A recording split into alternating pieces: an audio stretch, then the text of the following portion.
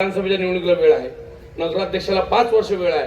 त्यामुळे आमचा एकच हेतू राहील, हा हे शहर जे थांबलेलं आहे ते कसं पुढे नेता येईल याची जबाबदारी आपण सामूहिक घेऊ, जेणेकरून आपला हा नगराध्यक्ष जो आहे तो तुमचा हक्काचा आहे, तुमचा आहे. आणि एक सर्वात मोठी घोषणा करू इच्छितो, अनेक गोष्टी आपण त्या आश्वासन म्हटलं त्यात पूर्ण आपण ते करू. या नगरीचे माजी उपनगराध्यक्ष रतन रॉय त्यांनी पहिला मुद्दा मला उपस्थित केला होता की जेव्हा येईल त्यावेळेस या नगरपालिकेचे व्याज लागते आहे त्या व्याजवर तरतूद झाली पाहिजे. तो पहिला मुद्दा निकाली आपण इथून काढू, म्हणजे लोकांना पहिला रिलीफ मिळेल.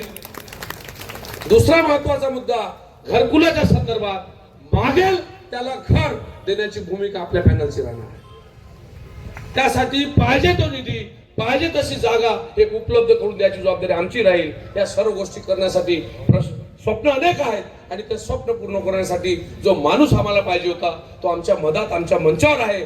का थेट एकनाथ शिंदे या नगर रचनेचे मंत्री आहेत आणि तेवढ्या ताकदीनं आमचे जे भाऊ आहे कॅप्टन रवी अडसूळ ते एकनाथ शिंदे साहेबांची सही घ्यायची ताकद ठेवते आणि तेवढा ताकदीचा पैसा आपल्याला येईल.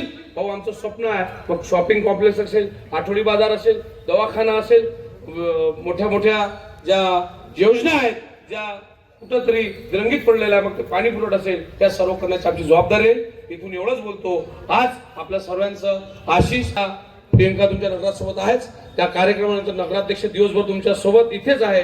ज्यांना ज्यांना मग अशी घाई होती त्या सर्वांना तुमची